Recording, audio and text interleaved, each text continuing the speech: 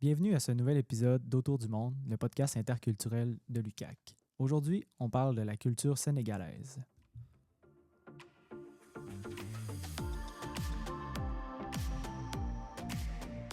Donc, aujourd'hui, moi, Vincent, en fait, animateur du podcast, je reçois ma collègue Anna, qui est aussi animatrice, afin qu'elle puisse nous parler de son pays natal. Donc, Anna, je peux te laisser te présenter.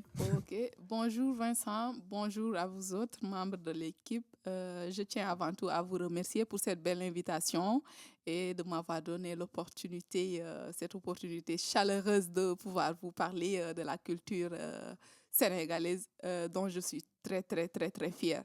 Merci pour cette belle invitation. Ça fait plaisir. En fait, on a hâte d'en apprendre davantage là, sur ton pays. J'ai eu l'occasion, évidemment, d'en apprendre un peu en discutant avec toi. Mais je pense que là, on va aller un peu plus en profondeur là, sur des particularités de ton pays, de ta culture. Okay. On pourrait peut-être commencer pour se situer géographiquement. Là, l'Afrique, c'est un continent. C'est vaste. Donc, Oui, si tu veux nous placer un peu le Sénégal là, dans le contexte africain. Voilà, comme tu viens de le dire, l'Afrique est un continent très vaste. Alors, le Sénégal, il se trouve en Afrique de l'Ouest. En Afrique de l'Ouest. Et c'est un pays qui couvre une superficie de 196 722 km². Et ses limites sont à l'ouest par l'océan Atlantique. Au nord, nous avons la Mauritanie. Au sud, le Sénégal, il est limité par la Guinée-Bissau et à l'est par le Mali. Et sa situation, sa capitale Dakar est presque une presqu'île. Okay. Donc, c'est ce qui favorise mieux le commerce international, vu que la capitale la position de la capitale est presque une presqu'île. Donc, un port. Okay. Donc, il y a une très grande ouverture à l'extérieur du monde. Et c'est ce qui facilite aussi le commerce, si on peut le dire ainsi. Okay. Et voilà, c'est un pays qui abrite une diversité ethnique très, très, très, très, très diversifiée. C'est extraordinaire. En termes de culture, il y a beaucoup, beaucoup, beaucoup de choses à dire sur le Sénégal. OK, ben super. Ben on va pouvoir évidemment en parler. Mais je ne sais pas si toi, tu veux te positionner. Est-ce que tu viens plus de quelle région du Sénégal? Est-ce que c'est proche de la capitale ou... En fait, moi, précisément, je viens du sud du Sénégal. Okay. Je viens du sud du Sénégal où on voit aussi la présence de pas mal d'ethnies qui sont là-bas, qui parlent plusieurs langues. Mais quand même, la cohabitation se fait de manière pacifique et tout le monde est parent, tout le monde est parent. Et à travers des stratégies comme, par exemple, la parenté à plaisanterie, les différentes ethnies interagissent Okay. de manière fraternelle, si je peux le dire ainsi. Il y a une très remarquable fraternité entre les ethnies. Il y a une solidarité également. Parce qu'en fait, quoi que l'on puisse dire, même s'il y a cette diversité ethnique-là, ce sont des ethnies à tradition. Ce sont des ethnies où on voit carrément que le partage est l'un des principes phares des éléments qui composent l'ethnie ou la culture de l'ethnie en question. OK. Ouais. Donc, si je comprends bien, là, toutes ces ethnies-là ont comme la valeur commune du partage, qui fait en sorte qu'ils sont capables de venir toutes se rejoindre. Là, voilà. Ils ont toute cette dimension partage en commun et cette dimension fraternelle en commun. Et genre, tout le monde s'ouvre, tout le monde accueille à bras ouverts tout le monde. Voilà, il n'y a pas de distinction énorme si ce n'est qu'en termes de langue. Mais sinon, en termes de pratique, c'est, voilà. Toutes les pratiques se résument au partage et beaucoup de valeurs également qui vont consolider et sous-tendre la vie en communauté. En tout cas, c'est une belle région, le Sud, parce que je suis native du Sud et rien qu'à voir le paysage avec la verdure et autres, c'est agréable à voir en tout cas. Oui, c'est ça. Ça ressemble à quoi? Est-ce que c'est le Sénégal, c'est le sud, c'est plutôt c'est montagneux, c'est un pays qui est plat, c'est un pays qui est c'est proche de la mer, là, comme tu disais. Au fait, c'est Mais proche. quel type de paysage on peut voir? Au fait, nous avons plus des forêts au sud, OK. et c'est des forêts qui sont très denses. Nous avons pas mal de sites touristiques. D'ailleurs, si on part par exemple au niveau de Cap Skirring ou les villages de Djemberin et tant d'autres villages, on peut voir aussi. Il y a beaucoup d'îles aussi qui sont là-bas au sud. Des îles voilà, qui sont visitées par pas mal de gens qui viennent un peu partout du monde. Les Français, les OK. Italiens, un peu partout dans le monde. Il y a des gens qui viennent. Le tourisme y est très, très, très développé parce que c'est une zone qui offre quand même pas mal de sites touristiques, OK. voilà, qui sont valorisés. OK. Mais est-ce que ces îles-là sont habitées aussi par la population locale ou c'est juste Oui, au fait, ces des îles sont complexes? des îles habitées parce que si, par exemple, nous prenons les villes, des îles comme, par exemple, Quechua, Caraban et autres, et ce sont des îles qui ont une histoire très intéressante à découvrir parce que c'est depuis l'époque coloniale, OK. et pour même l'île de Caraban. L'île de Caraban, ce fut un moment où c'était la capitale de la partie sud, si je peux le dire ainsi. Et voilà, c'était fréquenté par pas mal de Français et autres, puisque, comme vous le savez, le Sénégal était une colonie Mhm. française. C'est la raison pour laquelle, d'ailleurs, la langue officielle du Sénégal, c'est devenu le français. Donc, le Sénégal a pris son indépendance en 1960.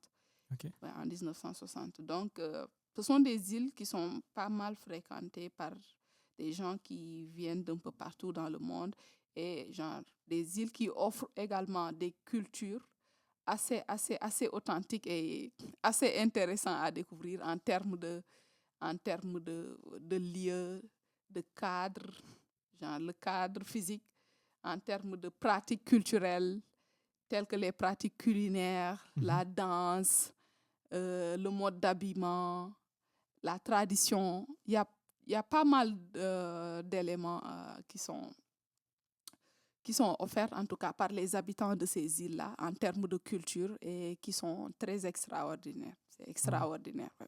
Leurs pratiques sont un peu influencées par le mode de vie aussi Par, sur l'île et sur sur le... l'île et autres. En OK. fait, les pratiques culturelles sont aussi influencées par le cadre physique. Mhm. Par le cadre physique.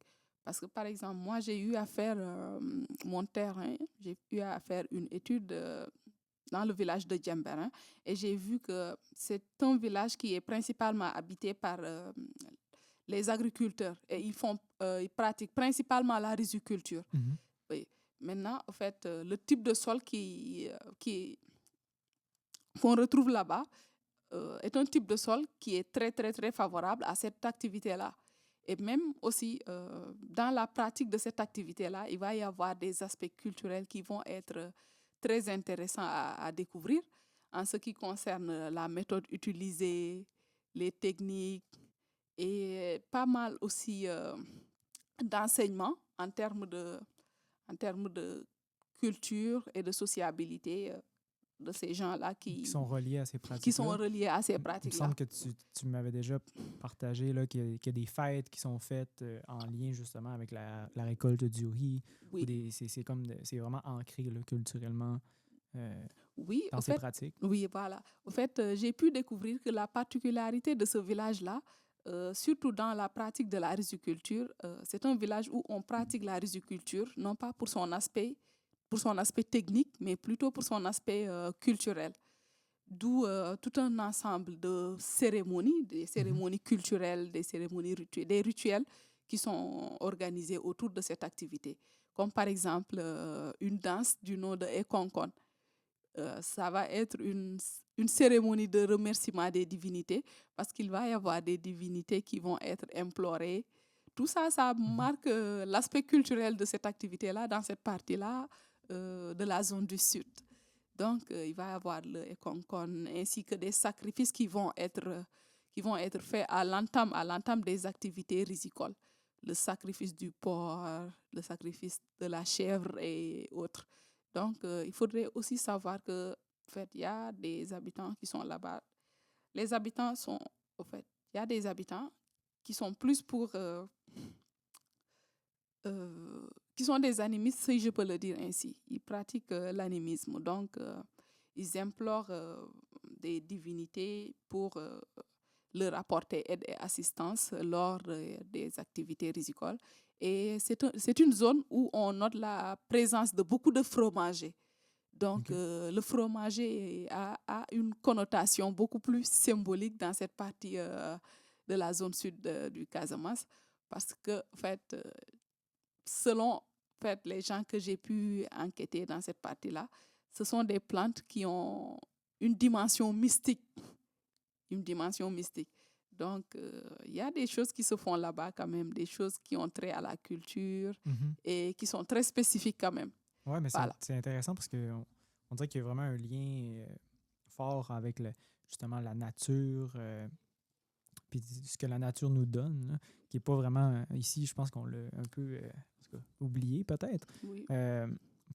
On considère souvent l'agriculture comme vraiment une pratique là, pratiquement économique là, de subsistance. De là, subsistance, on oui. a un peu, je dirais, cet aspect-là de connexion directe avec la nature est moins présent. Donc, c'est super, super intéressant. Puis là, tu me parlais en fait c'est ça, de diversité ethnique. Ça serait quoi peut-être les groupes ethniques principaux? Est-ce que c'est possible de les nommer ou il y en a trop? Oui, au fait, oui. Il y en a beaucoup, mais au sud, principalement, c'est habité par les Diola, les Mandins. On y retrouve aussi des Manjak, des Malinké. En fait, il y a pas mal d'ethnies qui sont présentes là-bas, mais les principaux restent les Diola, les Mandins, les Halpulaar et autres. Et les Wolofs aussi, ils sont présents. Il y a un brassage quand même qui se fait là-bas entre les différentes ethnies. Comme je viens de le dire tantôt, tout le monde est parent et autres. Et comme tu viens de le souligner tantôt, il faudra savoir que en fait, les gens ils vivent en symbiose avec la nature. Donc c'est pour cela que la nature est bien respectée, bien protégée par les habitants. Bien protégée. Même dans l'utilisation, par exemple, des terres, on peut voir un respect quand même qui est voué à la terre dans l'utilisation et voilà. OK, mais est-ce que ça, c'est plus présent dans les villages ou en campagne? Oui. Comment ça se traduit dans les grandes villes? Comment les gens vivent, en fait? En fait, c'est plus présent dans les villages parce qu'en ville, quand même, nous allons retrouver un peu plus la même tradition qu'à Dakar. Genre, la ville, on va retrouver que, en fait, les gens sont beaucoup plus dans la modernité que dans les trucs culturels qui se font en ville, même si on le voit en ville, mais quand même, en ville, nous avons beaucoup plus l'aspect modernité qui est là. Voilà. Donc, tout le monde s'habille pratiquement de la même manière. Alors que quand j'ai été à Djemberin, j'ai pu voir en fait, les filles, c'était avec des pagnes. Voilà. Surtout lors des fêtes, là, c'était plus des pagnes. C'était des pagnes traditionnelles quand même. Et même dans la façon d'attacher le pagne, là, en fait, il y a des connotations aussi qui se font aussi. La façon d'attacher le pagne, ça a des aspects symboliques aussi, on m'a dit là-bas. Même moi, en fait, si j'avais là mon ordinateur, j'aurais pu vous montrer. Mais je vous apporterai des photos de moi déguisée et tout pour prendre part à la cérémonie de Ekonkon. Et voilà. J'ai pu prendre part à pas mal de cérémonies lorsque j'étais là-bas dans le village là. Mais en tout cas, c'est des villages où les gens sont très hospitaliers. La plupart des villages dont j'ai fréquenté, parce que j'ai eu à faire aussi le village de Niaguis, où j'ai pu quand même, c'est à travers le village de Niaguis que j'ai pu intégrer l'organisation, l'ONG 3D dont je vous parlais tout à l'heure. Et c'est des femmes, franchement, avec qui j'ai travaillé, qui m'ont fait aimer le maraîchage et l'agriculture et la riziculture. J'ai même été au niveau des rizières avec les femmes et autres. J'ai bien aimé en tout cas. J'ai très bien aimé. J'ai été accueillie à bras ouverts. J'ai pu trouver que c'est des cultures qui sont très solidaires et qui sont très accueillantes. Ouais. Oui. C'est comme si tu avais découvert une autre partie de ton pays. C'est ce que Voilà. j'entends, on dirait. Voilà, oui, oui, Un oui. peu comme Voilà, quelqu'un. c'est ça, c'est ça. En fait, je venais de vivre de nouvelles expériences, si je peux le dire ainsi. Et c'était franchement de très, très, très, très belles expériences. C'est des expériences en fait, qui ont participé à façonner ma façon de voir un peu le monde, ma vision du monde. Mais en tout cas, c'est des expériences qui forgent, en fait. Ouais, c'est des expériences qui forgent. Franchement, j'ai j'ai adoré même, c'est ça le mot, j'ai adoré. Ah, c'est super. Oui. Mais en quoi, disons, dans ces régions-là, en quoi ça diffère, toi, peut-être de la région d'où tu proviens? Est-ce que c'est vraiment des pratiques totalement différentes? Au fait, c'est dans la même région, c'est dans la même région. Mais c'est un autre C'est au village? sud, mais là-bas, c'est au niveau du village. OK. Au fait, dans la ville, comme je viens de te le dire, au fait, on est plus dans la modernité. On est plus dans la modernité. Tout le monde reste chez toi. Il n'y a pas grand chose au fait, à apporter en termes de partage. Dans la ville, c'est OK. un peu comme la modernité, genre l'individualisme et tout. Mais au fait, dans les villages, c'est carrément la solidarité. Tout le monde est là, tout le monde se réunit. Voilà, c'est tout le monde qui participe aux travaux. Voilà. C'est la complémentarité entre les différentes activités, les différents intervenants lors des activités, que ce soit des activités festives ou des activités rizicoles ou champêtres. En tout cas, en fait, il y a une solidarité qui est là, carrément visible. Et voilà. Ça reste des gens qui sont très, très, très ouverts, comme je viens de te le dire. Ouais. Et voilà. On entend, je pense qu'il y a l'expression là, où la teranga, La qui est teranga propre au sénégalaise. Sénégal. Ouais, au Oui, Sénégal. oui, Est-ce que oui, tu veux oui, nous oui, en oui. parler un peu plus? Oui, J'ai oui, le l'impression. Sénégal, pays de la teranga. La teranga, c'est un mot wolof pour désigner l'hospitalité. Pour désigner l'hospitalité. Alors, comme je viens de mentionner à l'entame de mes propos, c'est un pays qui est habité par une diversité ethnique. Et c'est un pays qui est habité qui abrite une diversité ethnique. Et comme je viens de le dire, l'ensemble des ethnies ont en commun cet aspect-là, cet aspect partage, cet aspect communion, cet aspect entre-aide, solidarité, fraternité et tout. Donc, d'où le nom de pays de la Teranga, parce que une fois au Sénégal, si toi-même tu venais au Sénégal, que ce soit chez la maison des Wolofs, des Halpulaar, des Toucouleurs, de n'importe quelle ethnie, alors tu allais être bien accueilli là-bas parce que en fait, tout le monde a ça en commun. Genre l'hospitalité et le partage, Ouais. voilà. Ça donne le goût Donc d'y aller. ça donne le goût d'y aller, Ouais. ça donne vraiment le goût d'y aller. C'est un pays qui est franchement riche en diversité culturelle et diversité en termes de pratiques aussi et de traditions. OK. Mais il faudrait aussi savoir que en fait, c'est un pays qui est majoritairement habité par les musulmans. OK. D'où l'influence arabe est fortement présente dans ce pays-là. Comme par exemple le fait de prendre du thé après les repas là. Le fait de prendre du thé, surtout après le repas de midi, tout le monde est là. Mais en fait, c'est la famille qui se réunit, prendre le thé. Voilà. Ce sont des moments de partage, en tout cas, qui sont un peu, genre, qu'on voit aussi du côté des Arabes, des Maghrébiens, oui. Puis c'est propre un peu L'influence arabe. je dirais, c'est répandu plutôt dans Dans l'étendue, dans tout le Sénégal, tout le Sénégal, oui, à Dakar, que ce soit à Dakar, à Saint-Louis, dans pratiquement toutes les régions. En fait, dans les 3 régions que j'ai pu fréquenter, j'ai pu remarquer aussi cette pratique-là. Cette pratique. OK.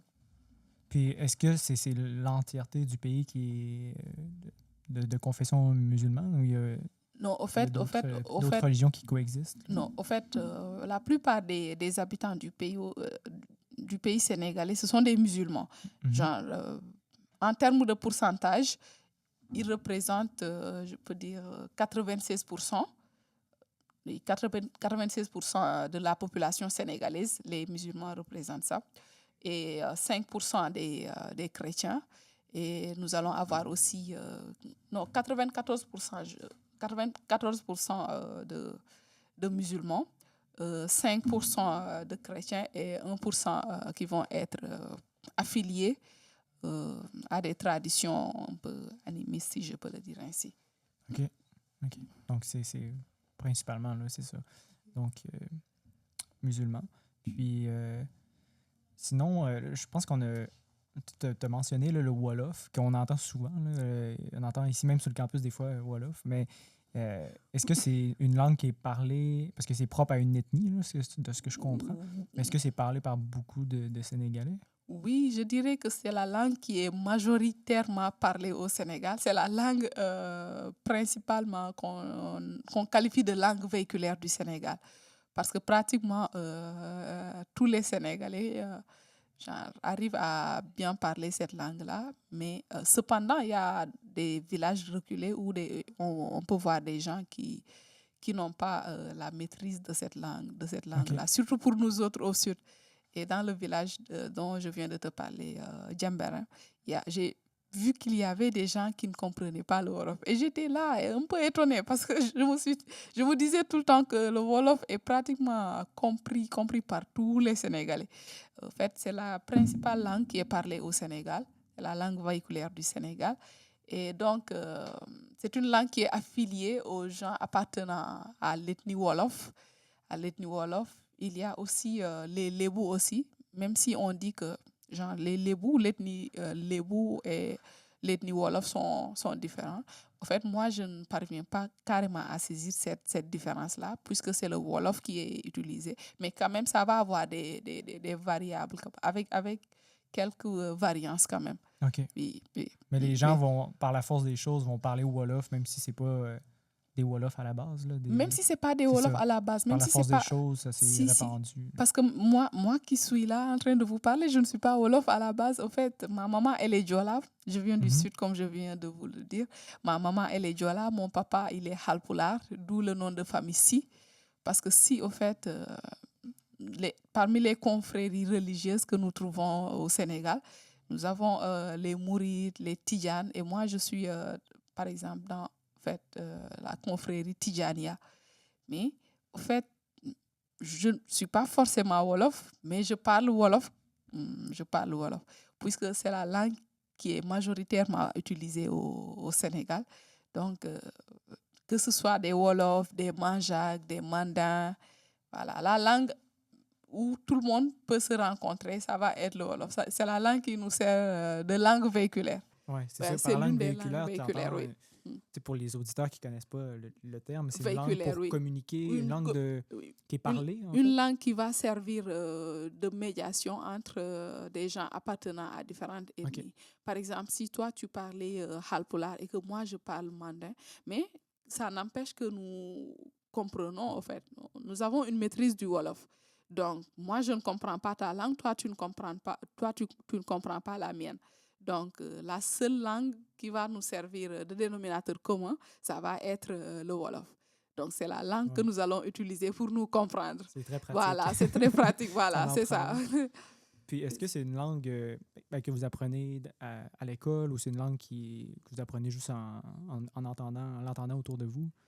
En fait, c'est une langue, même à l'école, d'habitude, au niveau de la cour, des fois même pour nous empêcher de parler le Wolof, il y avait des trucs, des sanctions qui se faisaient à travers des symboles. On t'attachait la crâne d'un chien mort ou d'un mouton. Oui, parce qu'en fait, c'était un peu une manière d'encourager l'utilisation du français. Okay. C'était une manière d'encourager l'utilisation du français. Un peu pour mais les gens, pour l'imposer, voilà. Mais donc, les gens sont tellement avec le Wolof que, voilà, il est difficile de s'en départir, en tout cas. Il est difficile de s'en départir. Donc, en fait, le Wolof, on l'apprend. Tu peux même voir une famille qui n'est pas Wolof, mais qui parle Wolof. Un peu comme chez moi. On parle principalement le Wolof à la famille. Donc, c'est dès le bas âge, à la maison. On est là avec le Wolof. On est en contact dès le bas âge avec le Wolof. À la maison, on est en contact avec le Wolof. Dans la rue, avec nos groupes de pères, nous sommes en contact avec le Wolof. Et à l'école aussi, nous sommes en contact avec le Wolof. Et même dans l'administration.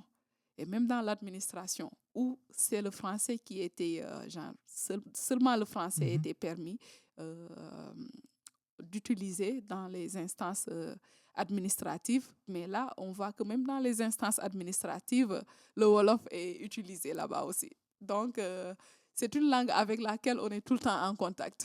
Ouais, il y a comme un désir, Oui. en fait, de s'approprier De cette langue. s'approprier, Ouais. voilà, c'est ça. OK. C'est ça le mot. Puis sinon, la langue officielle, c'est le français. La comme tu langue dis, mais... officielle reste le français. La OK. langue officielle reste le français. Et genre, à côté de la langue officielle, nous allons avoir des langues nationales. Parce que le Wolof n'est pas seulement la langue nationale du Sénégal. Nous allons avoir des langues comme le Serer, le Diola, OK. le Halpulaar, qui vont être des langues nationales. Et quand on parle de langue nationale, on fait référence aux langues qui vont être codifiées. Aux langues qui sont codifiées et qui vont être aussi introduites dans le système éducatif. OK. Oui. Donc, codifiées, c'est des langues qui sont à la fois parlées et écrites? Ça va être des langues qui sont à la fois parlées et qui ont une tradition écrite, si je peux le dire ainsi, oui. OK, ouais, c'est quelque chose qu'on dirait qu'en tant que Québécois, auquel on n'a pas vraiment été confronté. Oui. Peut-être l'équivalent, ce serait des... Parce qu'avec le Wolof, déjà avec le Wolof, ça a une transcription. Ça a même un alphabet, il y a un alphabet quand même qui va être spécifique au Wolof, avec des caractères qui vont être un peu des caractères spécifiques aussi. Il va y avoir quand même, en fait, c'est un peu comme l'alphabet latin, mais avec certaines lettres qui vont être, ou bien certains caractères qui vont être spécifiques à la langue, comme par exemple les prénasales. Les prénasales, c'est la combinaison de 2 lettres, comme la combinaison, par exemple, d'un M et d'un B, pour dire mbe, comme mbeur, oui, mbeur, et mbalah. Mbalah, voilà, comme une des danses traditionnelles du Sénégal, le mbalah. Le mbalah, la tradition écrite, nous allons avoir un M plus un B, genre un N plus un G.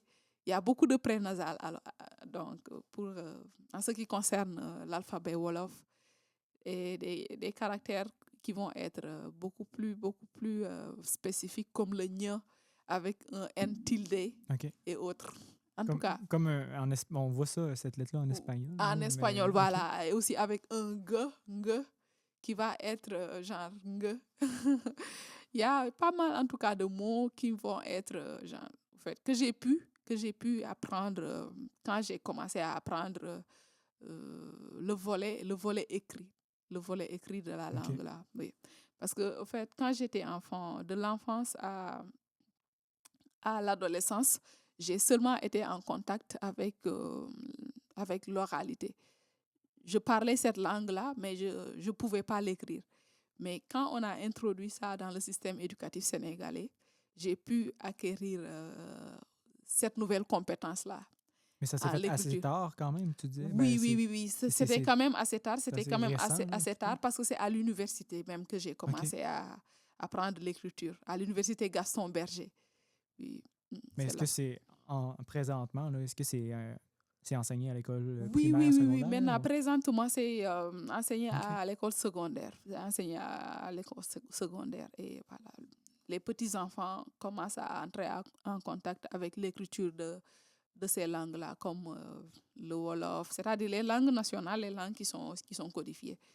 Donc, les enfants commencent à avoir aussi, on commence à inculquer aux enfants cette tradition écrite-là. J'ai l'impression qu'ils doivent parler plusieurs langues. Là, Oui, voilà. Surtout ceux qui sont au sud. C'est ce qui fait aussi l'une des caractéristiques du sud. C'est, au fait, quand on est né au sud, on a la possibilité d'apprendre plusieurs langues.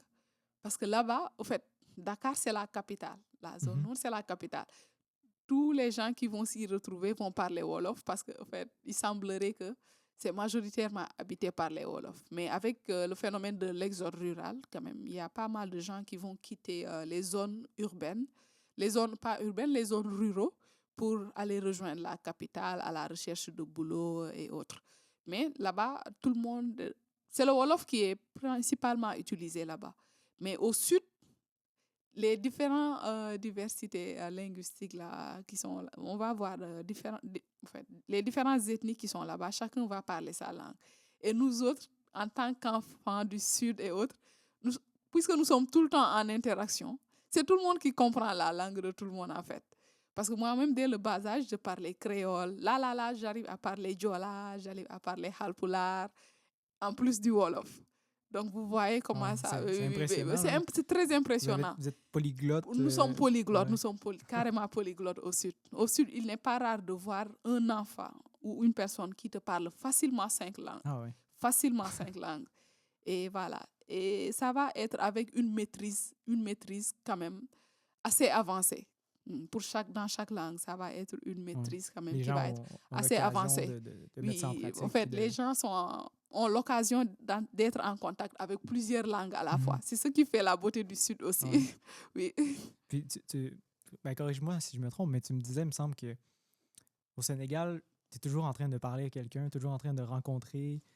Comment ça se passe la vie là-bas? Là, si tu dois me décrire une journée de fin de semaine. De fin de semaine, OK. Qu'est-ce qui se passe?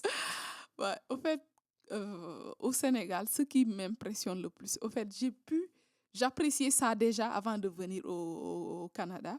Mais quand je suis arrivée au Canada, en fait, c'est là que en fait, je me suis mise aussi à davantage réaliser, au fait, genre, la sociabilité qui est, en fait, dont les gens font preuve au Sénégal.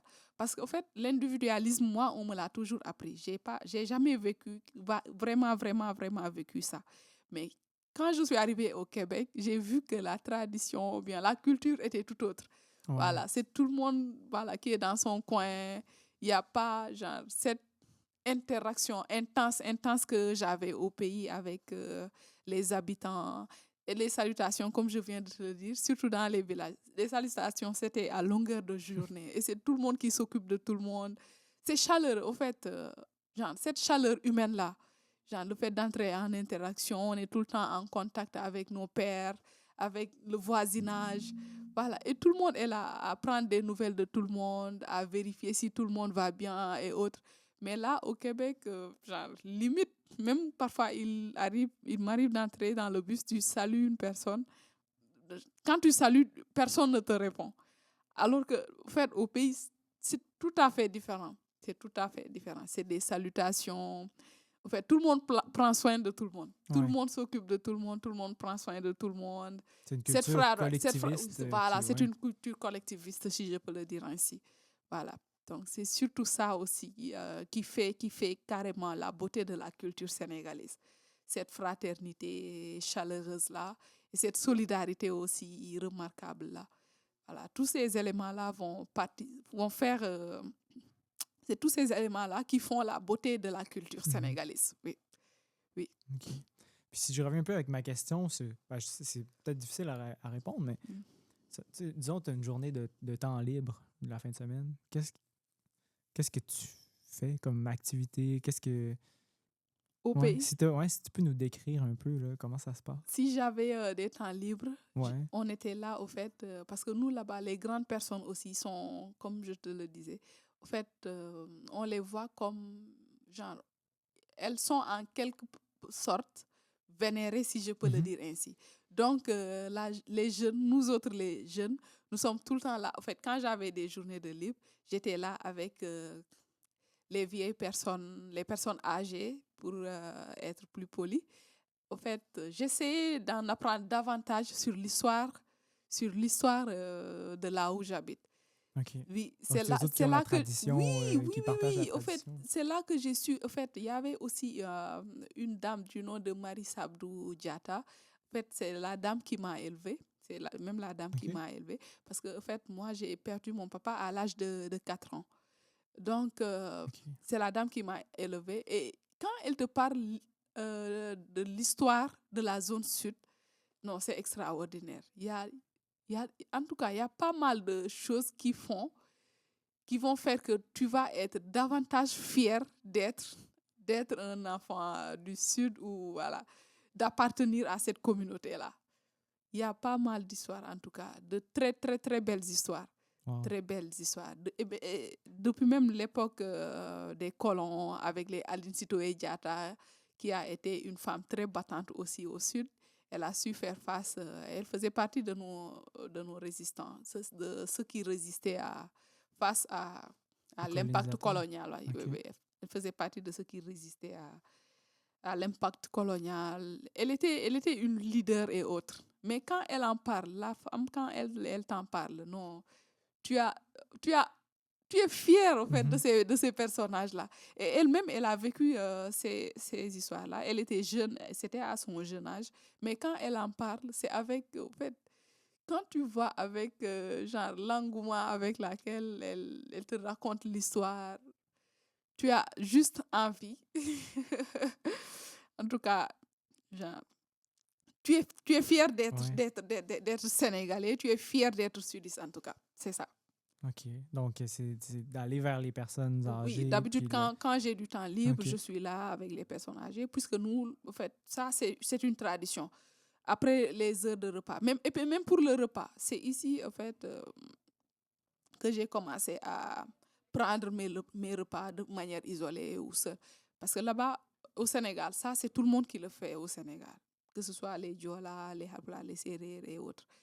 En fait, à l'heure des repas, c'est tout le monde qui vient prendre part au repas et ça va être autour d'un même bol. Pas OK. du tout. En fait, il n'y a pas du tout de séparation. Comme moi, je vais prendre une assiette pour aller me servir et me mettre à côté. Non, non, non. Tout le monde prend part au repas autour d'un même bol. Et donc, c'est des moments en fait, Qui rassemble tout qui le monde. rassemblent. Ouais. Voilà, c'est des moments de communion, des moments de partage. Et c'est très symbolique, en tout cas. C'est plein d'enseignements, en tout cas. Et après les repas, tout le monde est là autour du thé, à discuter sur des choses de la vie, sur des aspects de la vie, en tout cas. Et c'est une manière de socialiser aussi les jeunes. Ouais. C'est une manière de socialiser les jeunes, oui. Puis ça se fait vraiment à chaque repas? C'est les 3 repas de la journée? Oui, Ou c'est comment ça sur les 3 fonctionne? repas de la OK. journée. C'est sur les 3 repas de la journée. C'est sur les 3 repas de la journée. Mais le thé, quand même, il est principalement pris après le repas de midi. Après le repas de midi. Principalement pris après le repas de midi. Et tout le monde est là à discuter. Pas de genre d'isolement, pas d'isolement. C'est carrément, en fait, le socialisme, quoi. Ouais, La encore. solidarité, voilà. C'est carrément la solidarité. La solidarité, le partage, la fraternité et autres. Ouais. En tout cas, ces moments-là Je te vois en parler, puis ça, Oui, oui, oui, oui, ça, oui, oui, oui. ça évoque des Oui, beaux souvenirs. oui, oui.